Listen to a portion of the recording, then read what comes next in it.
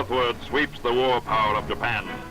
Southward into the glittering Pacific seas moves troop convoys, tentacles of conquest striking through the scattered defenses with a speed that stuns the world. From this desperate all-out bid for empire stems a mounting tale of Allied disaster. Strategic bases lost, vital raw material lines driven ever further south. Already the United Nations High Command knows that all its tactics must be revolutionized to meet these lightning drives. From the lessons of Europe, as well as Asia, the whole world is learning how to combat the shock assaults of Axis strategy. Forced back from center to the very rim of the battleground, the communication lines of Britain and her allies are stretched to bursting point.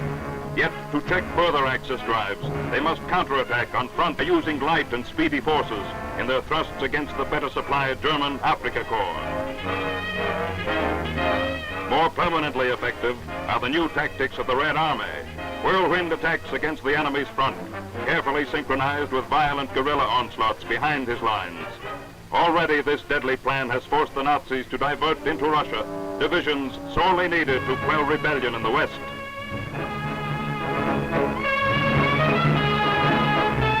Seizing their opportunity, Serbia's fierce Chetniks mobilize an armed uprising, beating the Nazis in a dozen pitched battles.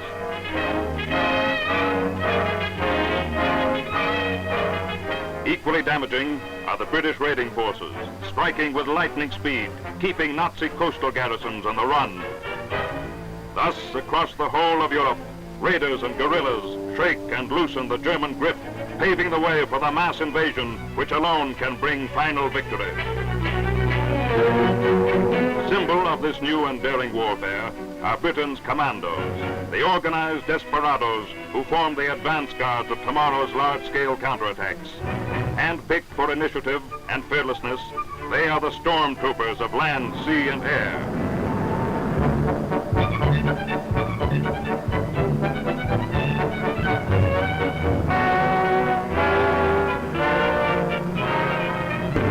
These latest pictures from behind the Libyan lines show the new commando training with its tactics of assault borrowed from warriors the world over. Here in the glare of the desert, they assemble and disperse on the signal and hike system of American football. They learn the method and precision of the German, the vice locks of Japanese jiu-jitsu.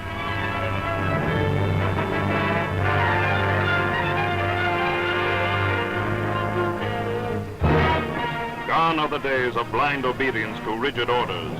Mobility of mind, machine, and man is everything. The parachute troop, the tank crew, the personnel of a battery. Each is a small, highly skilled team of gangsters, quick off the mark, quicker on the draw. Today, military experts of every free country are watching just such films as these. Authentic records of the recent campaigns in Libya, where the new methods of warfare are being tested in hot action. In the stretches of the desert, it is a war of give as well as take. But the spoils are permanent in enemy planes, armored vehicles, prisoners.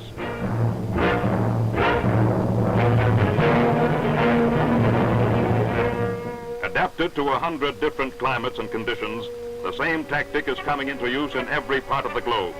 Even in the forests of Burma and the Indies, Australian and Netherlands shock teams, experts in the art of jungle camouflage, have been working behind the Japanese lines, sniping, harrying, sabotaging.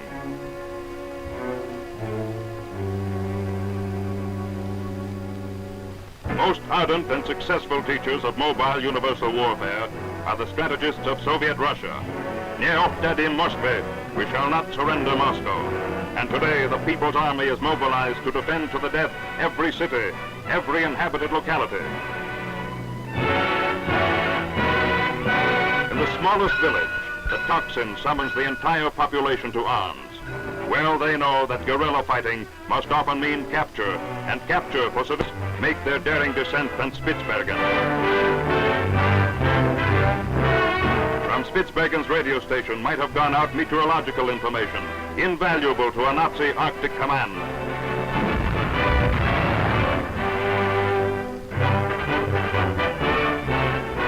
From its coal mines might have come fuel for raiders to harry the North Atlantic sea lanes from Murmansk to Iceland.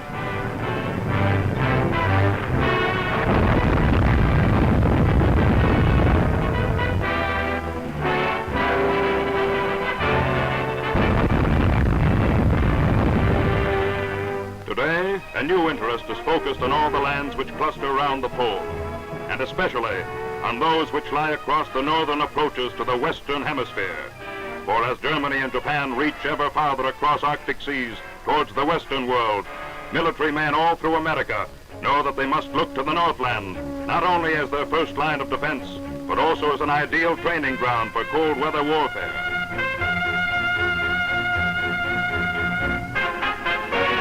Fastest of these northern lands is Canada, whose winter climate is equaled in severity only by Russia. In her huge northern regions, amid temperatures often at 60 below zero, live trappers and miners, mounted police patrols with their teams of huskies, bush pilots taking off for mining towns far up in the Arctic Circle. Like Jim Hill, the railroad king, these men of the Northland don't give a tinker's damn for any people on whom it does not snow.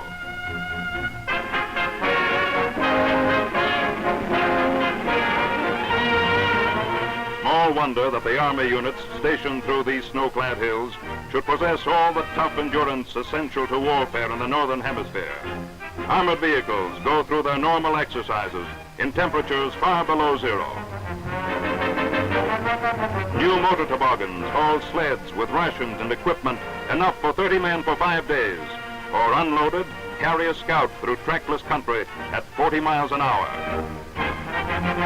Gunners, muffled in white parkas and wearing snow glasses, practice rapid movement and camouflage in the pine forests of the northern world.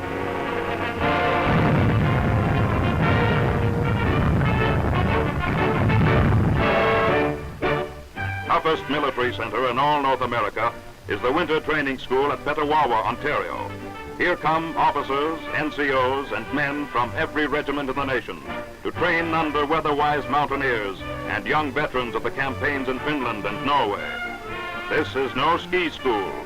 The art of skiing, learned from childhood, is taken for granted, but men must know how skis can serve the fighting man.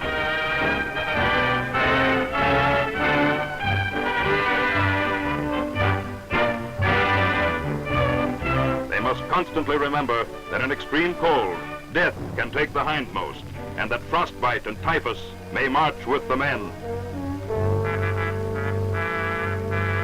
And in Russia, the Germans discovered too late that cold could stall and destroy their intricate panzers. Nicht fahrbereit, unserviceable, say the Nazis of their machines. And unserviceable too are their men, sent to fight in the bitter cold, untrained and unprotected.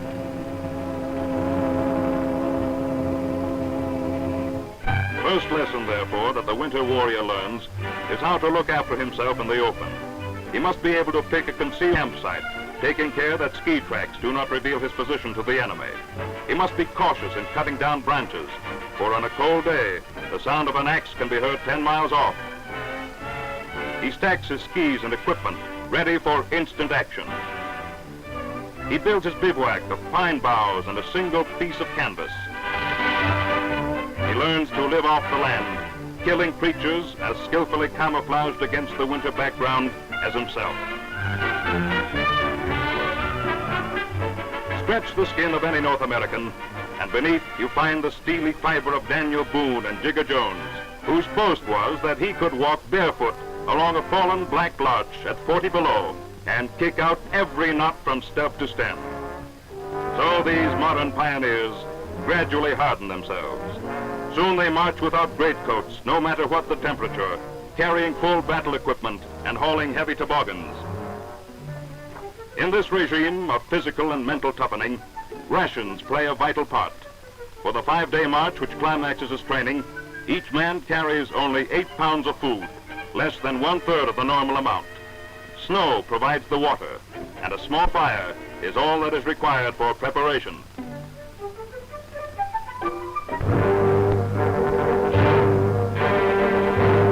Typical of assignments calling for skill and initiative is that of this fighting patrol, a 10-man team of crack skiers and woodsmen.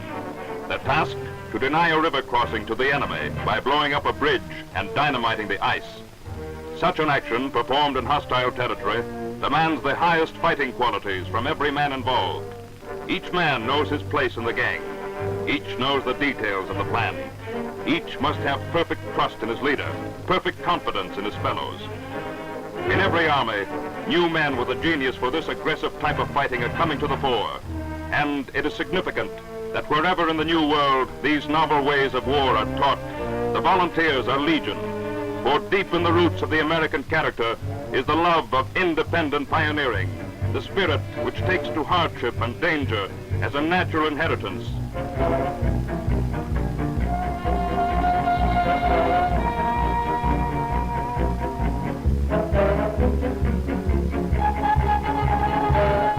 Many of these men were hard rock miners.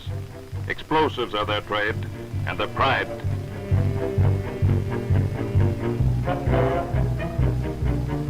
They work fast. That axe may be heard miles away across the hills. Down into the river goes the dynamite in waterproof containers. Charges snugly packed into the piers of the bridge.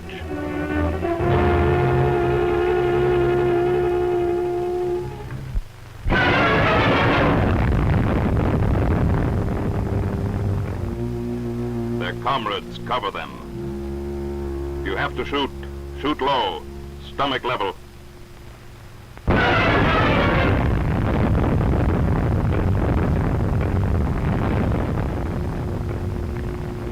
A moment's wait to check the waters flowing, and then they melt into the landscape with a night in the open before them in sub-zero weather. Such is the new warfare, hard, swift, daring.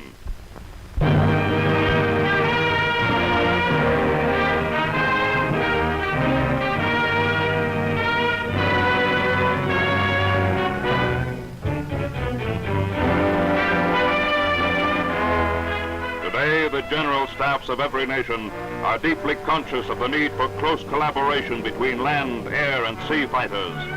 Especially true is this in the defense of the North and the northern approaches to the Western Hemisphere. For in the stretches of the Arctic wastes, land and sea merge imperceptibly in the white mists of the barren coasts. Significant of the military importance of polar flying is the fact that in Russia, the Arctic air squadrons are a separate and specialized branch of the main Soviet Air Force. Less subject to storm hazard than is commonly supposed, the chief problems of Arctic aviation are those of preserving from cold men and machines operating from isolated northern outposts. For the pilot, there must be electrically heated clothing and special oxygen equipment to enable him to withstand not only the effects of height on speed of thought and action, but the added difficulty of breathing in temperatures down to 70 below. Gone are the days when every Arctic airman had to drain the oil from his motor lest it freeze. Instead, new portable electric heaters ensure a quick restart. So a new race of Arctic fighters takes to the northern skies, extending the range of air power far across the snow-capped dome of the world. Interceptors and ski-fitted patrol planes searching the coasts for secret submarine bases. And the big patrol bombers scouting for icebergs and raiders alike, guiding the convoys on the great circle routes far to the north of peacetime shipping lanes.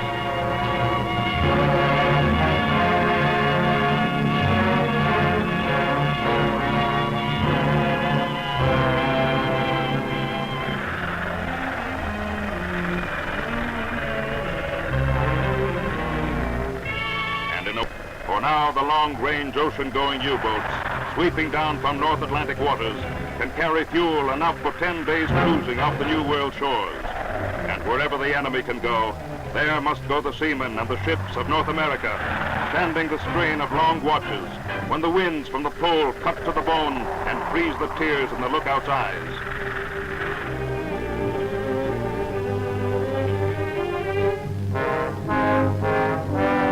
Up through the northern oceans and through the drift ice and the white sea fogs, up past the coasts of Labrador and Greenland, guarding munitions bound for Britain, bearing supplies and reinforcements to U.S. contingents in far-off Iceland and Ulster.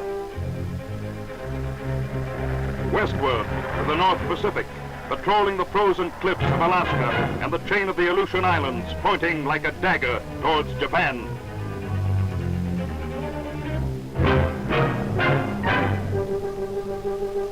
They, too, are a vital part of the new warfare, hardening themselves through long and bitter voyages in preparation for the final attack. The final attack, when these tough fighters of sea and land and sky will combine to acid test of action. Here is the true story, in the words of an eyewitness of a single operation, won in a mounting tide of offensive counterattack. We sailed from England under sealed orders, but I think most of us knew where we were going. The Navy had sent heavy forces with us, and they weren't convoy forces only. They were meant for attack, and plans were laid for their movements to the split second.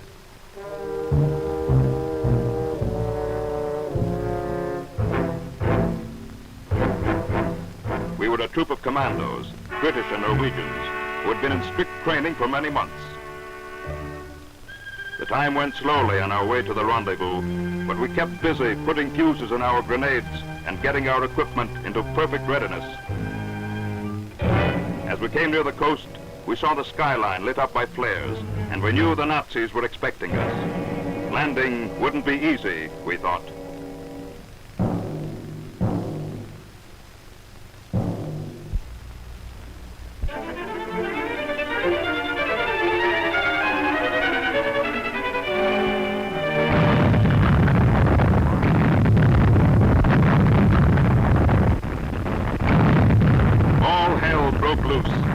Battery started firing, and our ships let go in reply with everything they had.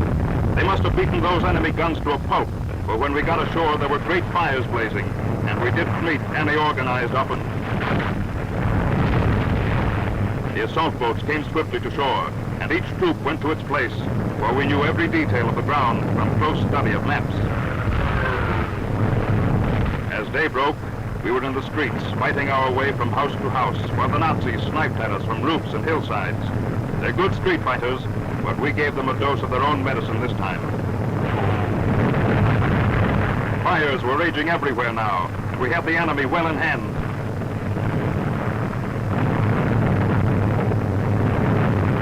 We cheered as a big destroyer slid up the fjord, right there in Nazi Norway. Covered by a thick pall of smoke, the assault boats gunned their way into shore.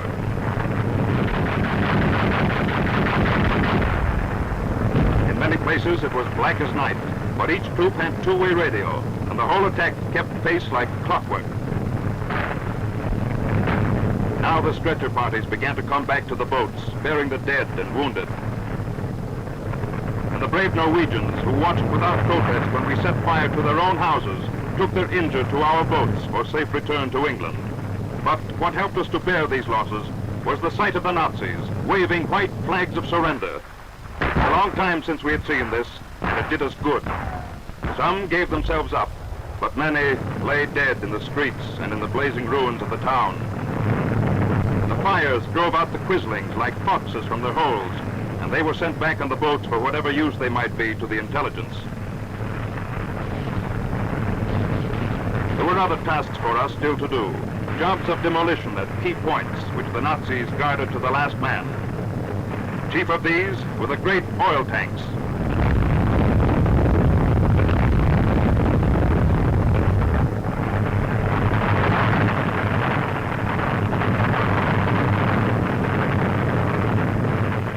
The Navy had taken care of 16,000 tons of German shipping. And so, with our last job of demolition done, our raid ended.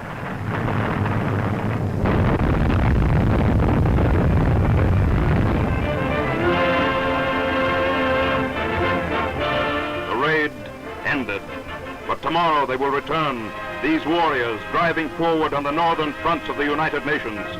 They will return again and yet again as vanguards of a great new army, seeking out the enemy wherever they can find him. And in every corner of the free world today, men and women alike are recognizing in this hard and fearless warfare not only a way of action, but the very spirit of our time, born of our necessity and our purpose. Forward, Commandos! Libya.